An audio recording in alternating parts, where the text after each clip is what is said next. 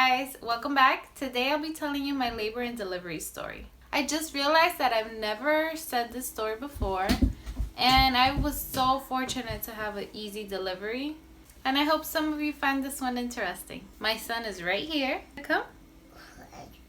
Yep. He's all over the place right now. You wanna come? Oh. Yeah? There's also some construction going on outside, so I'm very sorry if you hear drilling or any banging. It's outside. I was due on February 28th of 2017, so my son right now is 15 months. I started having like a few nights before the 28th. I wasn't able to sleep at night. I remember I was up all night the 27th and the 26th. And I was like, am I gonna come into labor already? And I was so anxious to see him already that I would stay up all night. Like every contraction, I was like, is this it? Is this it? Is this it? Being a first time mom, you have no idea what you're going to feel. And nothing. The 27th passed by, I was fine. The 28th passed by, everything was fine. Normal. To backtrack a little on, let me see. On the 25th, I went to my gynecologist and they sent me straight to the hospital because it's a medical group, so I have to see all of the doctors in that medical group because one of them is going to be at that hospital. So they sent me to a specialist at the hospital because they said that my belly was way too small for me to be almost due, and that made me really nervous. So on Saturday, I believe it was the 25th on a Saturday, I went to the hospital. They did the scan. The specialist was like, they're crazy because your baby's already weighing 7 pounds and like, I don't know what she said, like 2 ounces. So that made me feel more comfortable. And then, like I said, the 27th, the 28th, I was having like small contractions that wouldn't let me sleep at night. So I thought I was going to go into labor.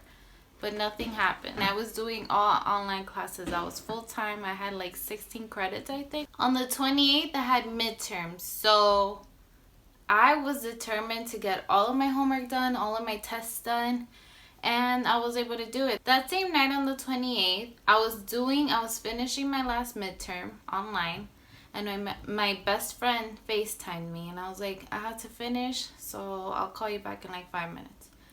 I finished my test, I passed. I called her back and we were FaceTiming for about half an hour. She was just like, are you okay? What's going on? Is the baby coming? Do you feel contractions? This and that. The normal. Everyone texting, calling to see what's going on, but nothing. I didn't feel anything. As soon as I hung up with her, I started getting contractions. It was just like heavy cramping, but they weren't so strong. So I still was like a little worried. I didn't know if this was it. So I didn't even tell my boyfriend. He was here. He was watching TV and it was about 10 o'clock, I remember. I went to the bathroom. I took a bath. I sat there for like half an hour and I was like, let me get out. I was super antsy.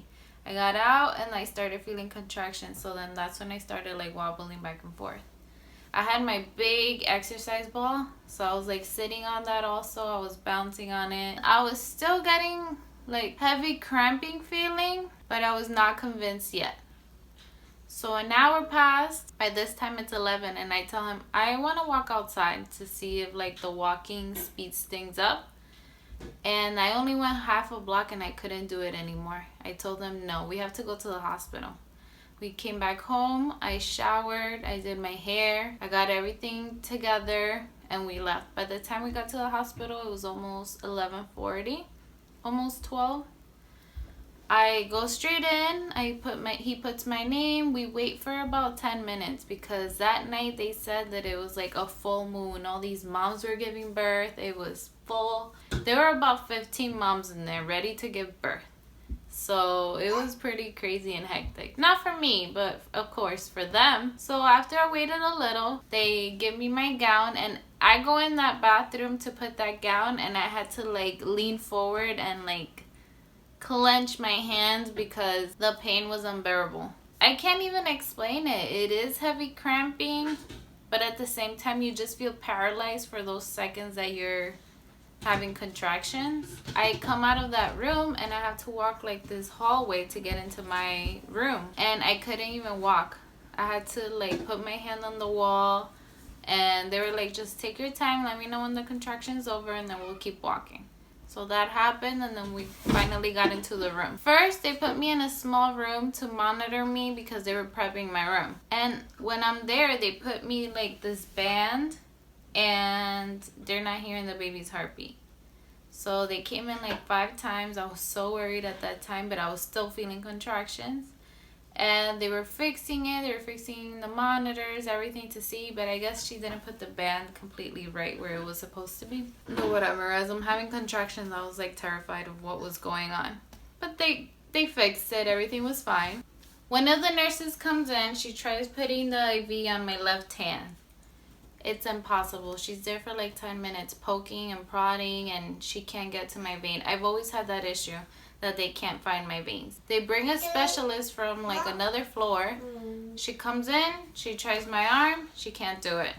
They start poking me here, they poked me here, they poked me here. Nothing on this arm.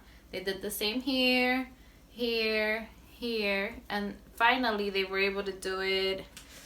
I think it was here. And I ended up having that bruise for almost 2 months. That hurt more than the epidural. As soon as she puts the IV, I lay down and my contractions start kicking. This is when I was like, babe, why did we do this? I don't know how people give birth. I'm never doing this again. I was like saying all of those things. And then in the other rooms, I can hear all the other women. There was one lady screaming, and I heard the nurse like tell her, ma'am, stop screaming because the screaming is not going to help you with the pain. And I took that seriously. I was like, they're probably annoyed with her. I've heard that they get really annoyed with people who scream. But I get it, like, you can't control this pain, and that's like your only way out for some people. As soon as I found out that I was pregnant, I researched everything that you can imagine. Right, baby? He just had his breakfast not too long ago. Oh, I had done research, and I read everything that said that to practice breathing. I've always done yoga like here and there at home. As soon as I started thinking those negative thoughts, like, why did I do this? How do people give birth to multiple kids? Like, I'm never doing this again. I started thinking to myself, no, you have to calm down and breathe as much as you can. Breathe deeply and just envision your baby like pushing down every time you have a contraction. And just imagine your baby in your belly, like pushing down. Excuse me. And that's exactly what I did. And as soon as I started doing that, I started feeling so much better. I'm not saying that it took the pain away, but it helped me cope with the pain. So I recommend you guys, like you ladies that are about to give birth, to read a lot about like breathing during contractions, and just imagine your baby pushing down every time you have a contraction. What is he doing back there? I started doing that, and I started feeling a little better. What is he doing? About an hour went by, and my doctor, the one that I last saw at the gynecologist, comes in, and she tells me that I'm 4 centimeters dilated. Backtrack to the appointment at the gynecologist where they told me that the belly was too small. He's listening to me. She had told me that I was 4 centimeters dilated. So at that appointment, I was excited, and I was like, okay, he's coming soon. But it was the 28th at night when I went to the hospital. So she checked me, and by this time it was almost, I think, 12:30 or 1. When she checked me, she tells me, you're 4 centimeters dilated. Do you want the epidural? And I was like, yes, I want it and I need it. And she was like, whoa, that was fast. And I was like, I just need it. I told her that I needed it at that moment because I didn't know when I was going to see her again. And I've heard stories before that you should ask as soon as you can if you do want the epidural, because they can take a really long time. They can take a really long time to get back to you, since there's other mothers on the same floor that also need... There's also other mothers on the floor that are getting the epidural done. So it's not like a 1, 2, 3 shot, let's go, move on to the next. No, they have to take their time with each person. So as soon as she asked me, I was like, yes, I need it. I waited almost an hour and a half. And by the time they got to me, I think I was about 6 centimeters dilated. Right when they were gonna get my epidural, they moved me to my room. The nurse came in and she was so sweet. She just told me to hold a pillow like this. She was like, hold on to the pillow, bend over, hunch over, and you know, with your belly, you can't do much, so you're like this. And then she just told me everything, like every process, everything that she was doing. I loved it. Because she was like, okay, I don't know what she inserted. She did the tape. She was like, here you go, buddy. She was like, all right, I'm going to put the tape on now. I'm going to do this. I'm going to put this tube here. Every single step, she was speaking to me. And I liked that because I felt reassured that everything was going to be okay, because I've always been terrified of needles. And you hear stories of epidurals going bad or them not working. But she was amazing, and she was so gentle. She would tell me, now you're going to feel a cold sensation, and now you may feel a little tingling. Like every single step, she was explaining it to the T, and I loved her for that.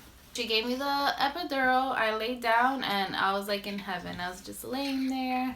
I was almost falling asleep. My boyfriend was in the room. Can't remember what he was doing. I think he was just sitting next to me. We were just waiting. By this time, it might have been like 2:30. They checked me. I'm 7 centimeters and I'm 8. But 5 o'clock in the morning, I think I was at 8, and they kept joking. My doctor kept coming in and she was like, come on, we want to have breakfast, right? So I was like, in my head, I was like, let's have this baby before like 6 in the morning so everyone can have their breakfast and be happy. It was just like a joke. It was just a way of them like taking my mind off of everything. My doctor would go off to the other mothers. She would come back. She was like, okay, I just delivered one baby. There's another one that's about to deliver. At 5 o'clock, actually, they put the peanut, I think it's called a peanut pillow. Or it's like this foam that looks like a peanut. They put it in between my legs and then made me sit on my side. They said that it would help like with the dilating, and it did. Like 20 minutes later, I was ready to go. Right? I was lucky to have the button for the epidural. So maybe around 4:30, I pressed it once because it was already wearing off. Pressed it just one time and I was done. I only had like the first dose when they first put it, and then that one time that I pressed it, and then that was it. I think it was 5:30 when I started pushing. I was like, I feel like I had to push, and they were like, yeah, that's fine, let's start pushing. At first, I was pushing, and then the doctor saw my face that I was getting all red, and she was like, try to not push with your face, because she said a lot of people, a lot of moms, when they're pushing, they think it's from up here, but it's from your gut. I didn't even think of that. As soon as she told me that, I would start pushing. Things just went on smoothly from there on. I pushed for about 40 minutes, and he was out. By 6:19, I had a baby. I had a baby.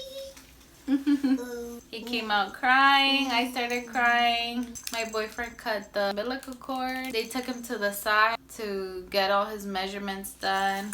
And I had, like, I think she said a 2nd-degree tear. And that was like the worst part of everything. The placenta came out super easy, and it was hilarious because she was like, they were pressing on my belly. It didn't hurt as much as I've heard before.